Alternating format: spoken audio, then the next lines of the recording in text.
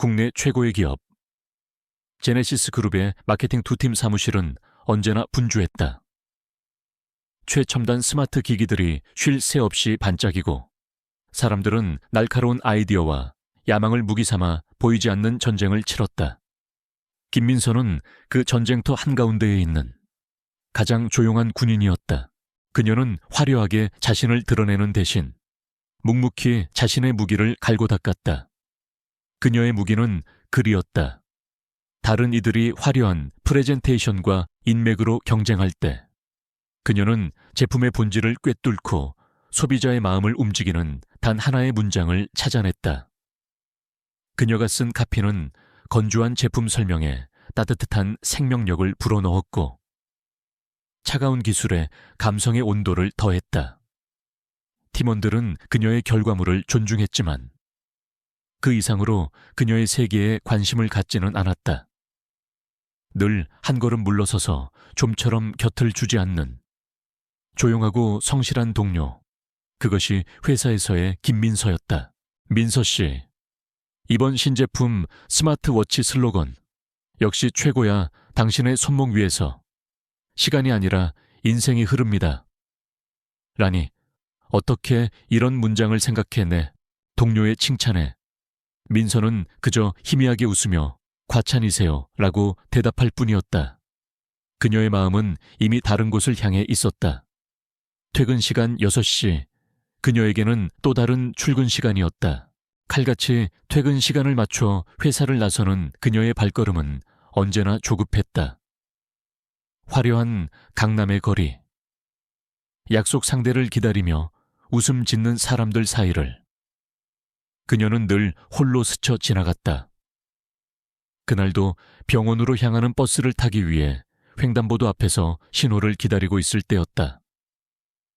그녀의 옆에 서 있던 한 할머니의 낡은 장바구니가 그만 툭 하고 터져버렸다. 와르르. 잘 익은 사과와 감자들이 아스팔트 바닥 위로 속절없이 굴러갔다. 아이고, 내 정신 좀 봐. 할머니는 어쩔 줄 몰라 하며 허둥댔다. 바쁜 행인들은 잠시 힐끗 쳐다볼 뿐. 누구 하나 선뜻 나서는 이가 없었다. 녹색불이 깜빡이기 시작했다. 이 버스를 놓치면 다음 차는 15분 뒤에 나온다. 민서는 순간 망설였지만 이내 망설임을 떨쳐내고 할머니 앞에 쪼그려 앉았다. 할머니, 괜찮으세요? 제가 도와드릴게요. 그녀는 차들이 쌩쌩 달리는 도로변까지 굴러간 사과들을 재빨리 주워 담았다. 그녀의 정성스러운 손길에 흙이 묻었던 과일들이 다시 깨끗한 모습을 되찾았다. 그녀는 자신의 에코백에 과일들을 대신 담아드리고 할머니의 집 앞까지 직접 바래다 주었다. 결국 버스는 놓쳤지만 연신 고맙다고 말하며 그녀의 손을 꼭 잡아주는 할머니의 주름진 손에서 그녀는 잠시나마 시름을 잊을 수 있었다. 택시를 타고서야 도착한 낡은 연립주택 2층 문을 열자 익숙한 소독약 냄새가 그녀를 맞았다.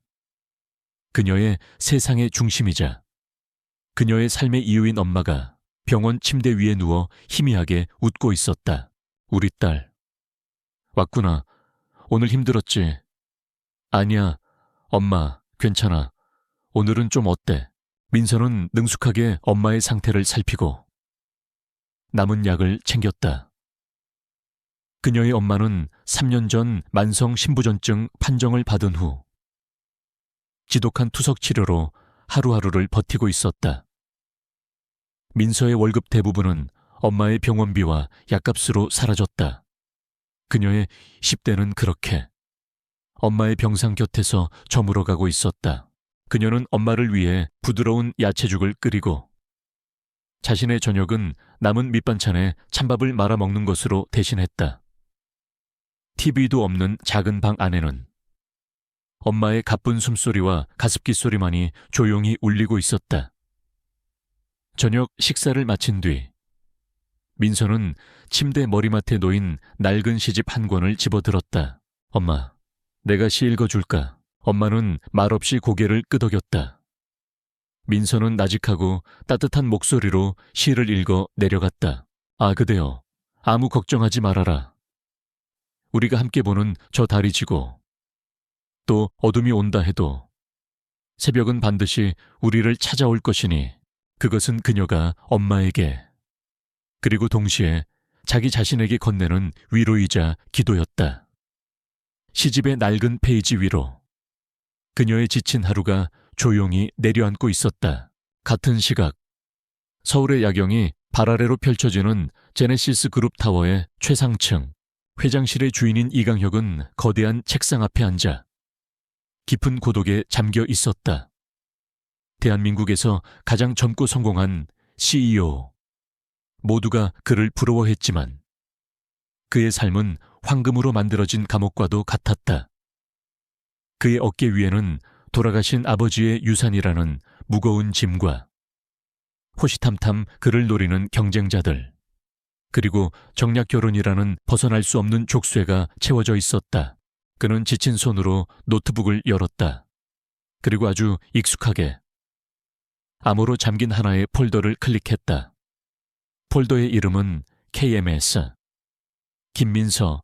폴더 안에는 그녀가 지난 3년간 회사에서 작성했던 모든 종류의 글들이 빼곡하게 저장되어 있었다. 사내 게시판에 올렸던 작은 공지글부터 신제품 보고서, 그리고 그가 가장 사랑하는 그녀의 광고 카피 초안들까지. 그는 오늘 올라온 신제품 스마트워치 최종 카피를 클릭했다. 당신의 손목 위에서 시간이 아니라 인생이 흐릅니다. 강혁의 무표정하던 얼굴에 아주 희미하고도 씁쓸한 미소가 떠올랐다. 그는 그녀의 글에서 늘 그녀를 느꼈다. 따뜻하고 진솔하며 사람의 마음을 어루만지는 깊은 영혼을 가진 여자. 그는 3년 전 신입사원이었던 그녀가 사내 익명 게시판에 올렸던 상처받은 동료를 위로하는 짧은 글을 우연히 읽고 난 후부터 계속해서 그림자처럼 그녀를 지켜보고 있었다. 그녀의 글을 읽는 것은 삭막한 그의 삶 속 유일한 위안이었다. 그는 화면을 바꿔 그녀의 인사기록 카드를 열었다. 앳되고 단정한 얼굴의 증명사진. 그 아래로 길게 나열된 가족사항에는 모무, 김정숙, 만성 신부전증이라는 글자가 적혀 있었다. 그는 그녀가 매일 칼퇴근을 하고 어디로 향하는지, 왜 늘 지친 얼굴을 하고 있는지를 누구보다 잘 알고 있었다. 그녀에게 다가가고 싶었다. 도움을 주고 싶었다. 하지만 그럴 수 없었다. 자신의 위치와 그녀를 둘러싼 환경, 그리고 곧 다른 여자와 결혼해야만 하는 자신의 운명이 거대한 벽이 되어 그를 가로막고 있었다. 그녀의 세상에 발을 들이는 순간 그녀는 더 큰 상처를 입게 될지도 모른다. 그는 괴로운 듯 마른 세수를 했다.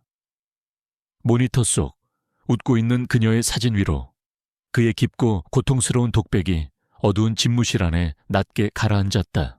김인서, 내가 당신을 어떻게 해야 합상니까? 김민서, 내가 당신을 어떻게 해야 합니까?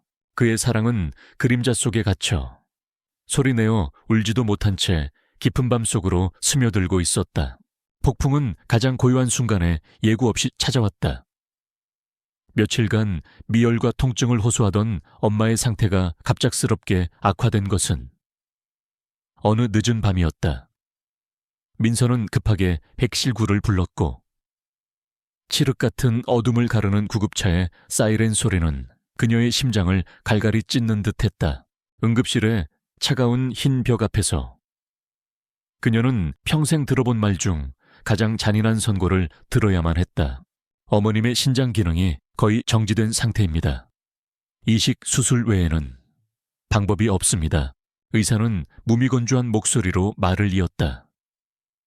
당장 맞는 기증자를 찾아야 하는 것도 문제였지만 더 현실적인 벽이 그녀를 가로막았다. 수술비와 이후의 치료비를 합쳐 억소리가 나는 천문학적인 액수였다. 민서가 평생을 꼬박 벌어도 만져볼 수 없을지도 모르는 거대한 돈이었다. 그 순간부터 민서의 세상은 지옥으로 변했다. 그녀는 회사를 휴직하고 돈을 구하기 위해 백방으로 뛰어다녔다. 은행의 대출 창구에서는 그녀의 초라한 신용등급 앞에서 냉정하게 고개를 저었고, 몇 안 되는 친척들은 저마다의 사정을 핑계로 전화를 피했다. 보험약관은 깨알 같은 글씨로 그녀의 희망을 비웃었고, 그녀의 통장 장원은 거대한 절망의 숫자 앞에서 먼지처럼 초라했다. 세상은 넓었지만 그녀가 기댈 곳은 단 한 군데도 없었다. 매일 밤 중환자실 유리창 너머로 위태롭게 숨을 쉬고 있는 엄마의 모습을 보며 그녀는 피가 마르는 듯한 고통과 무력감에 몸부림쳤다. 엄마를 이대로 잃을 수는 없었다. 절대로 모든 희망이 사라졌다고 생각한 어느 새벽 뜬 눈으로 밤을 새우며 인터넷을 뒤지던 그녀의 눈에 아주 작고 은밀한 광고 하나가 들어왔다. VVIP 고객을 위한 비공개 대리모 중개. 건강한 미혼 여성을 찾습니다. 업계 최고 수준의 보상과 완벽한 신분 보장. 모든 절차는 국내 최고 로펌을 통해 안전하게 진행됩니다. 민서의 심장이 쿵 하고 떨어졌다. 경멸감과 수치심에 당장 창을 닫아버리고 싶었지만 그녀의 시선은 보상 항목에 적힌 액수에 못 박힌 듯 고정되었다. 거짓말처럼. 의사가 말했던 수술비와 정확히 일치하는 액수였다. 이것은 신이 내린 마지막 동아줄일까? 아니면 악마의 유혹일까? 그날 밤 민서는 평생 가장 길고 고통스러운 고민에 잠겼다. 자신의 몸을, 미래를, 어쩌면 여자로서의 모든 삶을 포기해야 하는 일이었다. 아직 만나보지도 못한 누군가의 아이를 내 몸에 품는다는 것은 상상조차 하기 힘든 끔찍한 일이었다. 하지만 이 길의 끝에 엄마의 생명이 있다면 나의 모든 것을 버려서라도 엄마만 살릴 수 있다면 동이 틀 무렵 그녀의 퉁퉁 부은 눈에는 더 이상 눈물이 아닌 비장한 결의가 서려 있었다. 그녀는 자신의 영혼을 팔아서라도 엄마를 구하기로 결심했다. 다음 날 민서는 모자와 마스크, 선글라스로 얼굴을 완전히 가린 채 광고에 적힌 법무법인 사무실을 찾아갔다. 최고급 빌딩에 위치한 사무실은 차갑고 위압적인 공기로 가득했다. 변호사는 감정 없는 목소리로 인간미라고는 찾아볼 수 없는 계약서의 조항들을 하나하나 읊어내려갔다. 그녀의 이름은 없었다. 오직 을이라는 기호만이 그녀를 지칭할 뿐이었다. 임신 기간 동안의 모든 사생활은 통제되며 출산 후 아이에 대한 모든 권리를 포기하고 의뢰인에 대한 정보는 절대 알 수 없다는 족쇄와도 같은 조항들이었다. 그녀는 떨리는 손으로 펜을 잡았다. 펜 끝이 종이에 닿는 순간 그녀의 지난 27년 인생이, 소중했던 꿈들이, 그리고 평범한 여자로서의 미래가 산산조각 나는 소리가 들리는 듯했다. 그녀는 질끈 눈을 감고 마침내 서명을 마쳤다. 그녀의 낡고 평범했던 삶으로 돌아가는 문은 그렇게 영원히 닫혀버렸다. 계약이 성사된 직후 법무법인의 대표 변호사는 그의 진짜 의뢰인에게 전화를 걸었다. 회장님, 계약이 성사되었습니다. 수화기 넘어. 제네시스 그룹의 회장실에 앉아있던 이강혁의 얼굴이 순간 고통스럽게 일그러졌다. 그는 아무 대답 없이 전화를 끊고 거대한 통유리창 앞으로 다가갔다. 그의 손 안에서 그가 방금 전 비서를 통해 보고받은 서류 한 장이 힘없이 구겨졌다. 김민서 씨 모친, 긴급 이식 수술 필요, 예상 비용, 모든 것은 그가 계획한 일이었다. 김민서의 어머니가 위독하다는 사실을 알게 된 순간부터 그의 머릿속은 지옥이었다. 그는 그녀의 자존심이 얼마나 강한지 잘 알고 있었다. 동정이나 자선은 오히려 그녀에게 깊은 상처를 줄 것이 분명했다. 그는 그녀를 도울 수 있는 유일한 방법을 찾아 헤맸고 마침내 가장 잔인하고 뒤틀린 방법을 선택했다. 그녀가 거래라는 형태로 자신의 존엄을 지키며 돈을 받을 수 있는 방법. 그는 자신의 가장 신뢰하는 변호사를 통해 이 모든 일을 비밀리에 진행시켰다. 광고를 내고 보상금을 책정하고 그녀가 연락해오기만을 애타게 기다렸다. 그리고 그녀는 결국 그가 파놓은 덫으로 걸어 들어왔다. 강혁의 입에서 자조적인 한숨이 터져 나왔다. 자신이 사랑하는 여자를 돈으로 구하기 위해 결국 그녀의 가장 소중한 것을 팔게 만든 자기 자신이 괴물처럼 느껴졌다. 그녀는 지금쯤 자신을 이름도 얼굴도 모르는 냉혈한 부자라고 경멸하고 있을 터였다. 그는 그것이 마땅한 벌이라고 생각했다. 그는 창밖의 도시를 내려다보며 고통스러운 독백을 삼켰다.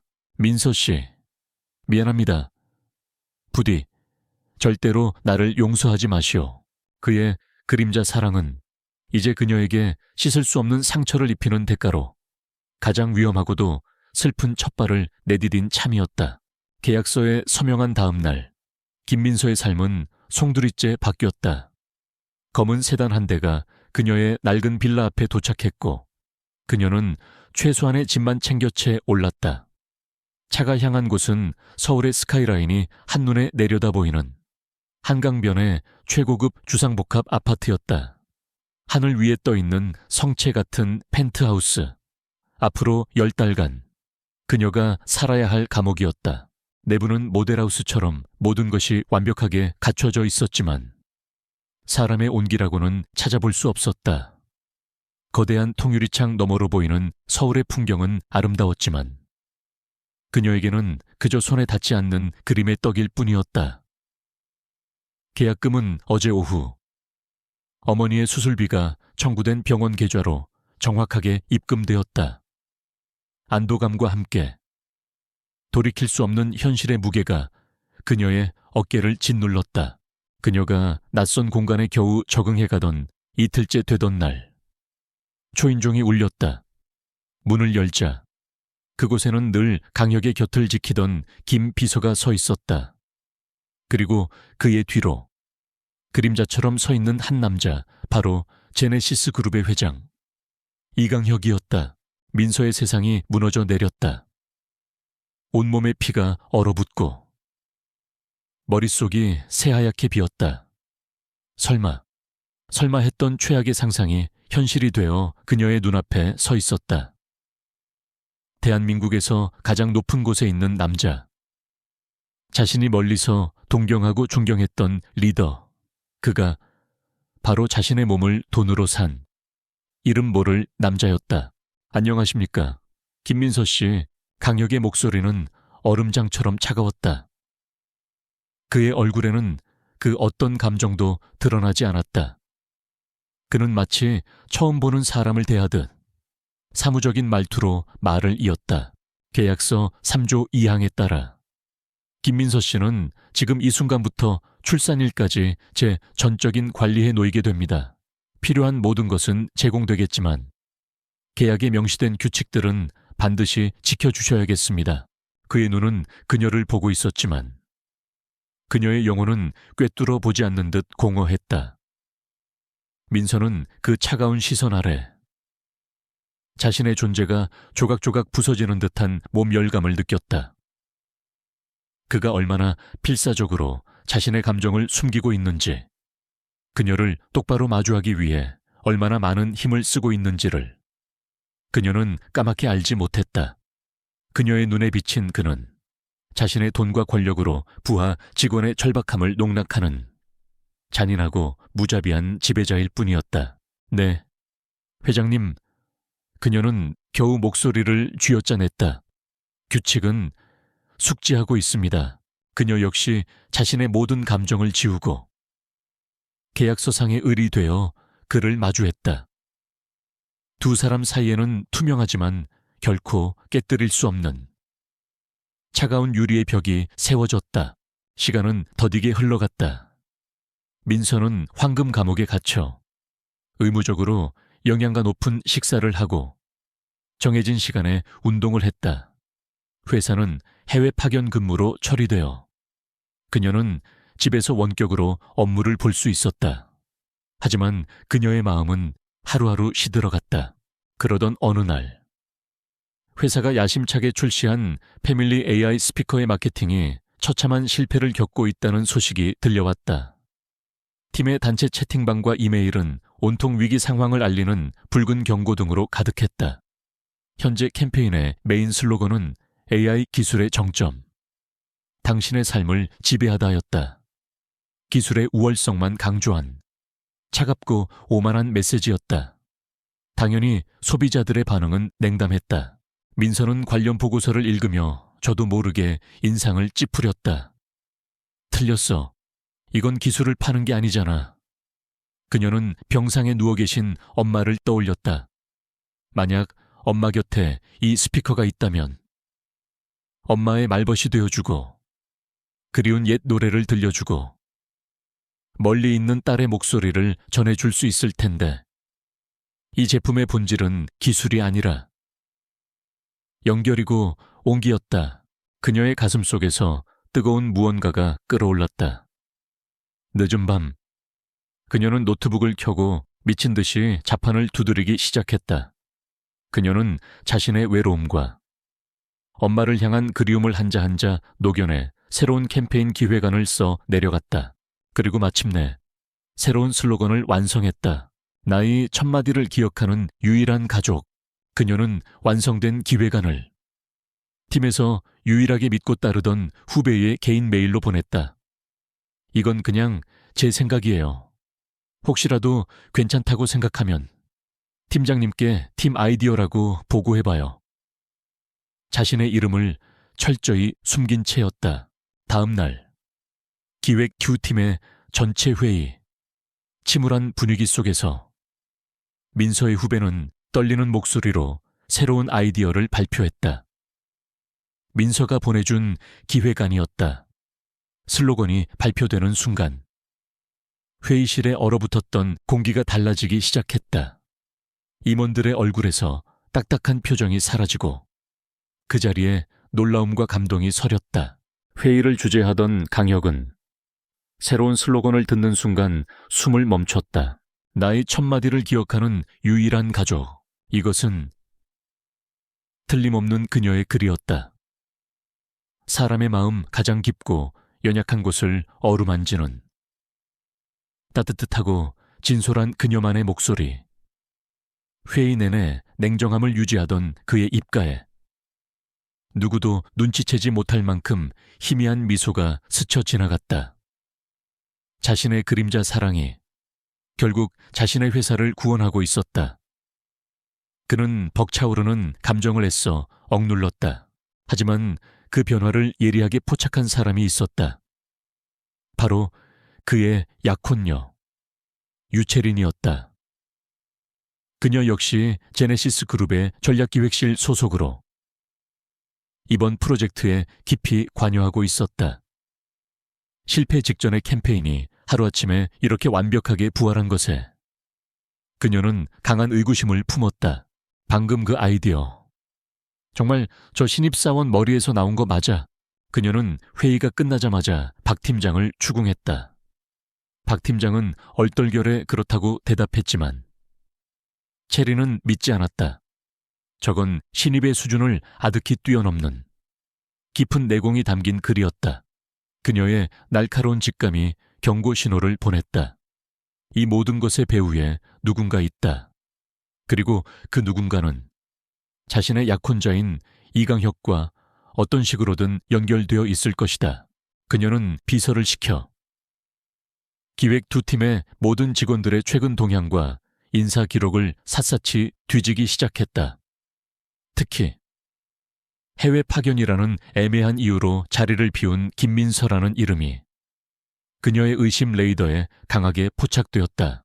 차가운 펜트하우스 안에서 민서는 자신의 작은 재능이 회사를 구했다는 사실에 희미한 위안을 느끼고 있었다. 하지만 그녀는 알지 못했다. 그 재능의 빛이 자신을 파멸시킬 수도 있는 위험한 존재의 시선을 끌어당겼다는 것을. 보이지 않는 곳에서 또 다른 폭풍이 그녀를 향해 조용히 손톱을 세우고 있었다. 시간이 흘러 김민서의 배는 조금씩 불러왔다.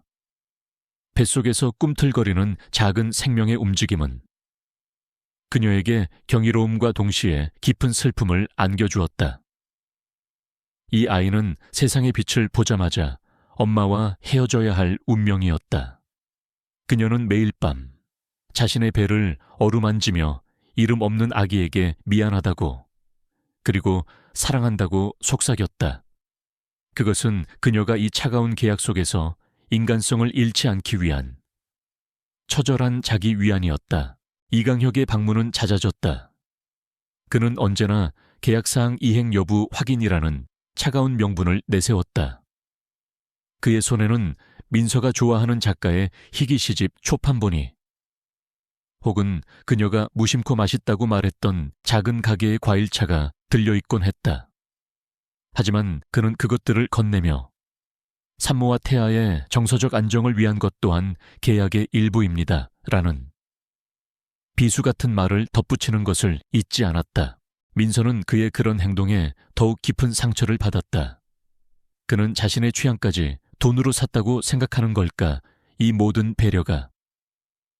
단지 그가 지불한 돈에 대한 정당한 품질 관리의 일환일까.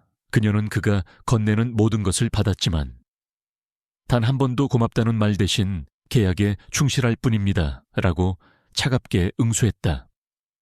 두 사람은 서로에게 가장 가까이 있으면서도 가장 먼 섬처럼 서로를 맴돌 뿐이었다. 강혁은 그녀의 굳게 닫힌 마음 앞에서, 그리고 자신의 진심을 드러낼 수 없는 현실 앞에서 매일 밤 고통스럽게 무너져 내렸다. 그림자는 조용히, 그리고 집요하게 움직이고 있었다. 유채리는 마침내 모든 조각을 마쳤다. 갑자기 부활한 마케팅 캠페인, 그 중심에 있던 유령 작가, 그리고 때맞춰 해외 파견이라는 명목으로 사라진 김민서. 그녀는 사설 탐정을 고용해 이강혁의 모든 동선을 추적했다. 그리고 마침내 그가 매주 2번씩 비밀리에 한강변의 최고급 펜트하우스를 드나든다는 사실을 알아냈다. 그곳의 등록 거주자는 김민서였다. 모든 것이 명확해졌다. 체린의 아름다운 얼굴이 질투와 분노로 흉측하게 일그러졌다. 감히 저런 미천한 것이. 자신의 자리를, 자신의 남자를 홀려 그녀는 당장 그곳으로 달려가 자신의 손으로 직접 모든 것을 끝장내기로 결심했다. 그날 오후 민서는 창가에 앉아 뜨개질을 하고 있었다. 태어날 아기에게 아무것도 해줄 수 없는 그녀가 유일하게 남겨줄 수 있는 선물이었다. 그때 초인종이 울렸다. 강혁이 오기로 한 날이 아니었기에. 그녀는 의아한 표정으로 문을 열었다. 문 밖에는 한 번도 마주친 적 없지만 TV와 잡지를 통해 익히 알고 있는 얼굴. 유채린이 서 있었다. 그녀는 경멸과 조소가 뒤섞인 눈빛으로 민서의 불러온 배를 위아래로 훑어보았다. 생각보다 잘 지내고 있네. 대리모님, 대리모. 그 한마디는 날카로운 채찍이 되어 민서의 뺨을 후려쳤다. 체리는 집주인처럼 당당하게 안으로 들어와 집 안을 둘러보았다. 꽤나 호화롭네 하긴.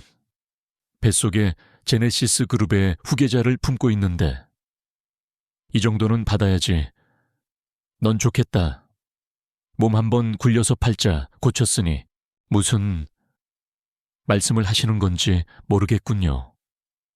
민서는 떨리는 목소리를 애써 감추며 맞섰다. 모르겠다고 그 순진한 얼굴로 강혁 씨를 홀린 것처럼. 내 앞에서도 연기하겠다. 어디서 굴러먹던 뼈다귀인지는 모르겠지만 감히 내 자리를 넘봐. 체리는 테이블 위에 놓인 아기 신발을 집어들어 바닥으로 경멸스럽게 내던졌다. 민서가 한 땀 한 땀 정성으로 만든 것이었다. 이런다고 네가 이 집안 사람이 될 것 같아. 넌 그냥 씨바디야. 돈 받고 애 낳아주는 기계라고. 아이를 낳는 순간 넌 이 집에서, 그리고 강혁 씨 인생에서 깨끗하게 지워질 거야. 그게 내 운명이야. 민서는 입술을 깨물었다. 그녀의 눈에 눈물이 고였지만 그녀는 무너지지 않았다. 그녀는 본능적으로 자신의 배를 감싸 안았다. 당신이 무슨 말을 하든 상관없어요. 이건 나와 그분 사이의 계약일 뿐이니까요. 민서의 당당한 태도에 체린의 표정이 순간 섬뜩하게 변했다. 그녀는 민서의 가장 약한 부분을 건드리기로 마음먹었다. 그녀는 비웃음을 흘리며 민서에게 스마트폰 화면 하나를 들이밀었다. 그곳에는 병상에 누워있는 민서 어머니의 사진이 담겨 있었다. 네 아픈 엄마. 참 대단하시겠어. 딸이 이렇게 기특한 일을 하는 걸 알면 민서의 심장이 멎는 것 같았다. 내가 지금이라도 당장 병원으로 찾아가서 네 엄마한테 모든 걸 말해줄까, 당신 딸이. 당신 수술비 마련하려고 다른 남자애를 낳아주기로 했다고 자기 몸을 팔아서 당신 목숨을 구했다고 말이야. 과연 내 엄마가 그 사실을 알고도 제대로 버틸 수 있을까? 충격으로 돌아가시는 건 아닐까? 그것은 단순한 협박이 아니었다. 민서가 자신의 모든 것을 걸고 지키려 했던 단 하나의 이유. 그녀의 가장 성스러운 희생을 가장 더럽고 추악한 스캔들로 바꿔버리겠다는 잔인한 선고였다. 세상이 무너져 내렸다. 다리에 힘이 풀리며 민서는 그 자리에 주저앉고 말았다. 그녀가 지키려 했던 모든 것이 그녀를 파멸시키는 칼날이 되어 돌아왔다. 안 돼. 엄마만큼은 제발. 그녀는 더 이상 아무런 저항도 할 수 없었다. 이 황금 감옥 안에서 그녀는 완벽하게 혼자였다. 뱃속의 아이를 품에 안은 채 그녀는 거대한 절망의 파도 속으로 속절없이 가라앉고 있었다. 유채린의 잔인한 말이 비수처럼 날아와 김민서의 심장에 박혔다. 엄마.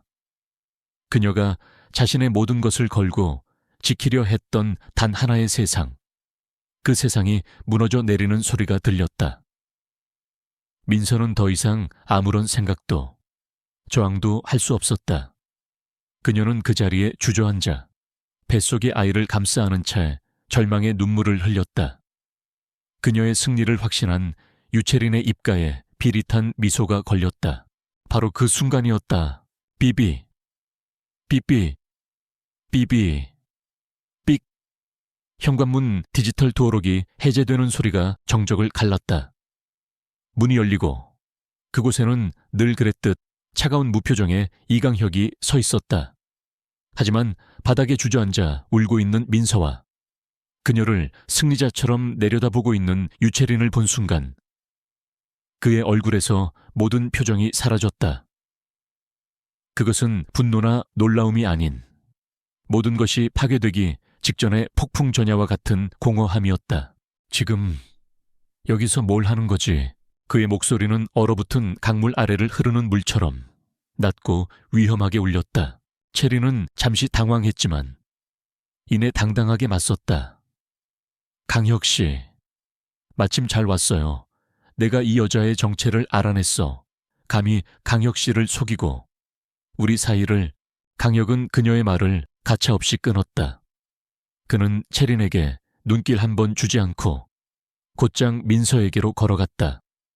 그리고 그녀의 앞에 조용히 무릎을 꿇었다. 민서는 흐린한 눈물 너머로 한 번도 본 적 없는 그의 얼굴을 보았다. 그의 눈동자 안에는 지독한 고통과 금방이라도 터져 나올 듯한 애틋함이 폭풍처럼 휘몰아치고 있었다. 그는 조심스럽게 그녀의 팔을 잡아 부드럽게 일으켜 세웠다. 그리고 마침내 그는 빙하처럼 차갑던 가면을 깨부수고 유채린을 향해 돌아섰다. 유채린 씨. 그의 목소리는 이제 그 어떤 감정도 남아있지 않아 더욱 섬뜩했다. 우리 약혼은 오늘부로 끝났어. 뭐라고요? 그리고 그는 민서의 어깨를 감싸 안으며 그녀를 자신의 등 뒤로 보호하듯 숨겼다. 그의 단단한 등이 위태롭던 그녀의 온 세상을 지탱해주는 벽이 되어주었다. 그는 체린을 향해 그리고 온 세상을 향해 선언하듯 말했다.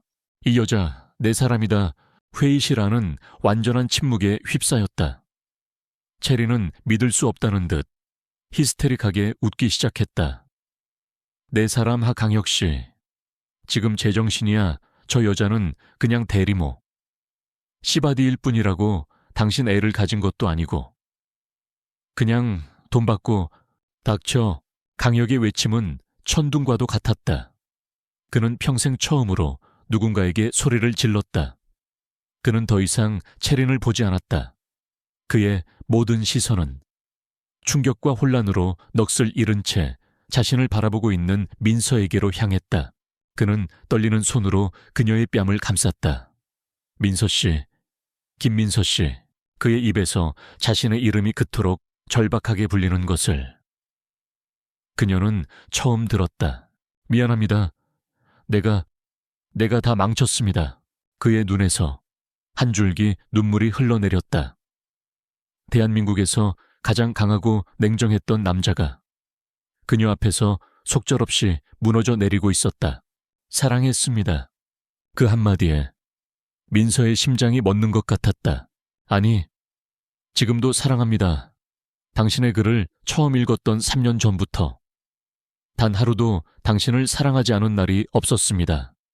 당신의 따뜻한 글이 내 지옥 같은 삶의 유일한 구원이었습니다. 그는 미친 사람처럼 수년간 억눌러왔던 모든 진심을 토해냈다.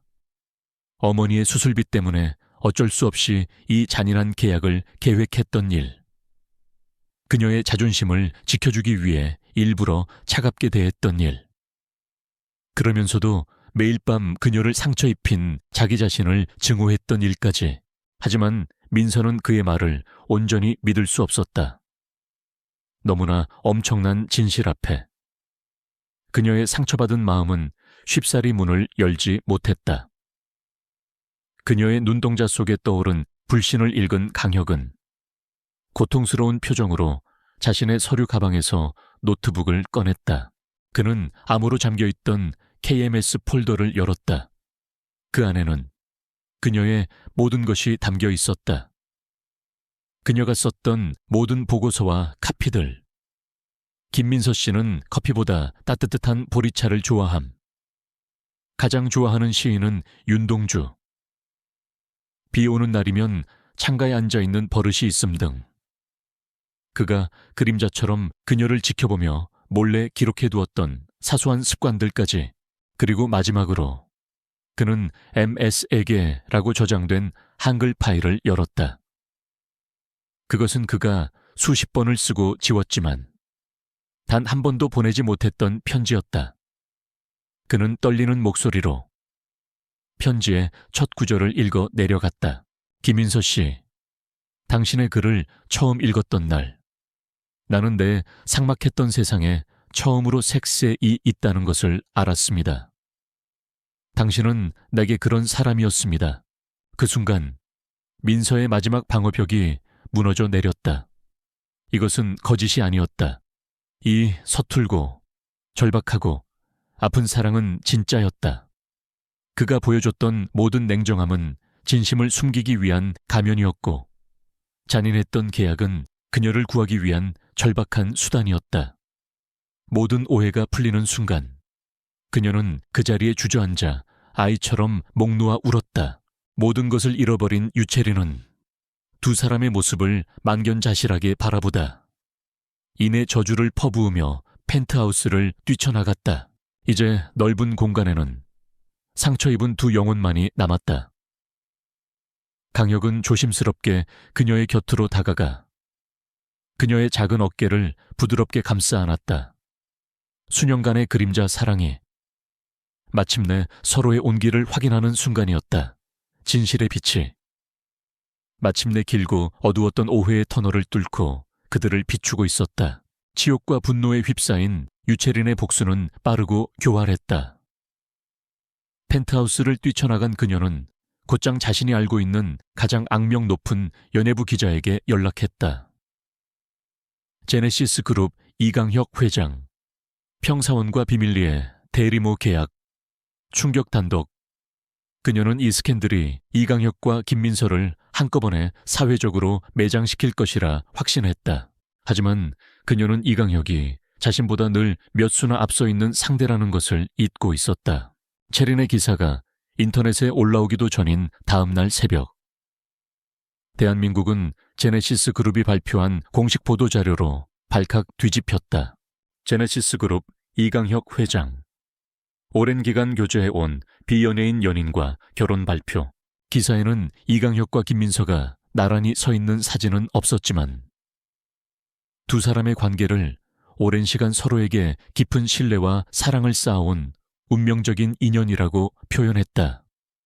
더 나아가 그룹 간의 사업적 목적으로 진행되던 유채린 씨와의 약혼은 상호 간의 신뢰가 깨지는 불미스러운 일로 인해 공식적으로 파기되었음을 알린다. 는 문장이 쐐기를 박았다. 제네시스 그룹의 법무팀은 불미스러운 일에 대한 확대 해석이나 허위 사실 유포에 대해 강력한 법적 대응을 할 것임을 시사했다. 상황은 순식간에 역전되었다. 유채린은 비련의 약혼녀가 아닌 파혼의 원인을 제공한 스캔들 메이커가 되었다. 그녀의 아버지가 이끄는 기업의 주가는 폭락했고 그녀는 모든 것을 잃었다. 그녀가 던진 진흙은 결국 그녀 자신에게 돌아와 지워지지 않는 오점이 되었다. 하지만 강혁이 넘어야 할 가장 큰 산은 따로 있었다. 바로 그의 할아버지이자 제네시스 그룹의 창업주인 이 회장이었다. 네가 기어이 이 늙은이의 얼굴에 똥칠을 하는구나. 오랜 가풍이 서려 있는 한옥의 대청마루에서 이 회장의 불호령이 떨어졌다. 그는 그룹 간의 동맹을 깨뜨리고 근본도 모르는 여자와 결혼을 발표한 손자를 용납할 수 없었다. 그 아이, 당장 정리 못하겠느냐. 하지만 강혁은 더 이상 예전의 순종적인 손자가 아니었다. 그는 허리를 꼿꼿이 편 채 할아버지의 눈을 똑바로 마주했다. 정리할 수 없습니다. 민서 씨는 제 사람입니다. 그는 처음으로 할아버지에게 자신의 모든 것을 털어놓았다. 김민서라는 여자를 어떻게 사랑하게 되었는지, 그녀가 어머니를 위해 어떤 희생을 치렀는지, 그리고 자신이 그 고귀한 희생을 지키기 위해 얼마나 어리석고 절박한 계획을 세웠었는지를. 할아버님, 제네시스의 창업 정신은 인간에 대한 존중이었습니다. 유채린과의 정략 결혼이 그룹에 가져다 줄 이익보다 김민서라는 한 사람이 보여준 인간에 대한 사랑과 희생의 가치가 저는 제네시스의 정신에 더 가깝다고 믿습니다. 저는 그런 여자와 평생을 함께하며 그런 가치를 지키는 기업을 만들고 싶습니다. 한 번도 자신의 속내를 드러낸 적 없던 손자의 진심 어린 외침에 이 회장은 순간 말을 잃었다. 그는 평생 처음 보는 사랑을 위해 모든 것을 걸고 싸우는 맹수와 같은 손자의 눈빛 앞에서 자신의 고집이 얼마나 낡고 초라한 것인지를 깨닫고 있었다. 그날 오후 민서는 병원으로부터 뜻밖의 연락을 받았다. 아주 귀한 손님이 어머니를 찾아왔다는 것이었다. 그녀가 황급히 병실에 도착했을 때 그곳에는 제네시스의 창업주 이 회장이 그녀의 어머니 손을 조용히 잡고 앉아 있었다. 그는 민서에게 많은 말을 하지 않았다. 그저 자식 하나는 참 잘 키우셨소 라는 한마디를 남기고 떠나갔다. 그 어떤 허락의 말보다도 무거운 진심이 담긴 인정이었다. 모든 폭풍이 지나간 저녁, 강혁은 펜트하우스로 돌아왔다. 테이블 위에는 그들의 잘못된 시작을 상징하는 차가운 계약서가 놓여 있었다. 강혁은 라이터를 꺼내 계약서에 불을 붙였다. 종이가 타들어가며 두 사람을 얽매였던 지독한 과거가 한 줌의 재로 변해갔다. 제가 모두 사라진 자리에서 강혁은 민서의 앞에 한쪽 무릎을 꿇었다. 그의 손에는 화려한 다이아몬드 반지 대신 진심만이 담겨 있었다. 김인서 씨, 과거의 계약은 끝났습니다. 이제 나와 평생을 함께하겠다는 새로운 계약을 맺어주시겠습니까? 당신의 남편으로서, 당신 아이의 아버지로서, 당신의 영원한 그림자가 될 기회를 주십시오. 민서는 눈물을 흘리며 말없이 고개를 끄덕였다. 그녀의 네 번째 손가락에 반지가 끼워지는 대신 두 사람의 손이 굳게 깍지를 꼈다. 그는 그녀에게 또 하나의 서류를 내밀었다. 한마음 의료재단 설립 계획안. 그녀 어머니의 투병 생활에서 이름을 딴 재단이었다. 우리의 시작이 아픔이었으니 그 아픔을 다른 사람들의 희망으로 바꾸고 싶습니다. 당신 어머니의 이름으로 당신처럼 힘겨운 사람들을 돕는 재단을 만들고 싶어요. 그리고 당신이 나와 함께 이 재단의 주인이 되어주었으면 합니다. 그는 그녀를 단순히 아내로서 사랑하는 것을 넘어 한 명의 인격체로서 존중하고 그녀의 삶에 의미와 목적을 함께 만들어 나가고 싶어 했다. 그날 밤 두 사람은 처음으로 아무런 벽 없이 서로를 마주하고 앉아 밤이 새도록 이야기를 나누었다. 그들의 아팠던 과거와 상처받았던 마음, 그리고 앞으로 함께 만들어 나갈 미래에 대해 태어날 아이의 방을 어떻게 꾸밀지, 재단은 어떤 방식으로 운영할지. 두 사람의 대화 속에서 텅 비어있던 펜트하우스는 비로소 우리 집이라는 따스한 온기로 채워져 가고 있었다. 창밖으로 서울의 야경이 별처럼 쏟아져 내렸다. 그 불빛들은 더 이상 외로운 섬들을 비추는 차가운 빛이 아니었다. 이제 막 새로운 항해를 시작하는 두 사람의 앞길을 밝혀주는 따뜻하고 희망찬 등대였다. 마침내 그들의 삶에 진정한 평온이 찾아오고 있었다. 3년 후 따스한 봄볕이 쏟아지는 어느 날, 한마음 의료재단의 암센터 개관식이 열렸다. 수많은 언론과 후원자들이 모인 단상 위로 이제는 제네시스 그룹의 안주인이자 재단의 공동 이사장이 된 김민서가 차분한 미소를 지으며 올라섰다. 객석의 맨 앞줄에는 어느새 훌쩍 자란 아들 하준이의 손을 꼭 잡고 있는, 기적처럼 건강을 되찾은 그녀의 어머니가 앉아 있었다. 그리고 그 옆에는 세상에서 가장 따뜻한 눈빛으로 아내를 바라보는 이강혁이 있었다. 민서는 더 이상 과거의 그늘 속에 숨어있는 작고 연약한 여인이 아니었다. 사랑과 안정 속에서 그녀는 자신의 재능을 온전히 피워내며 많은 이들에게 희망을 주는 강인하고 우아한 여성으로 성장해 있었다. 오늘 이 자리에 서니 3년 전 병원 복도에서 절망에 잠겨있던 어느 밤이 생각납니다. 그녀의 진솔한 목소리가 장내에 울려 퍼졌다. 당시의 저에게 내일의 해가 뜬다는 것은 기적이었습니다. 하지만 기적은 제가 포기하지 않았을 때, 그리고 어둠 속에서 누군가 저를 향해 손을 내밀어 주었을 때 비로소 시작되었습니다. 이 재단은 과거의 저처럼 절망의 가장 깊은 곳에 있는 분들에게 당신은 혼자가 아니라는 따뜻한 손길이 되어주고자 합니다. 그녀는 연설문 없이 자신의 경험에서 우러나온 진심을 담아 이야기했다. 그녀의 말 한마디 한마디는 단순한 문장이 아니라 살아있는 위로가 되어 사람들의 가슴 속으로 스며들었다. 연설이 끝나자 우레와 같은 박수가 터져 나왔다. 그녀는 이제 단순히 글을 잘 쓰는 마케터가 아닌 사람의 마음을 움직이는 진정한 이야기꾼이 되어 있었다. 그날 밤 세 식구가 모두 모인 강혁과 민서의 집 서재는 따뜻한 온기로 가득했다. 벽난로의 불꽃이 부드럽게 타오르고 서재를 가득 채운 책들은 아늑한 그림자를 만들었다. 아들 하준이는 카페 위에서 그림책을 보고 있었고, 건강을 되찾은 민서의 어머니는 뜨개질을 하며 평화롭게 미소 짓고 있었다.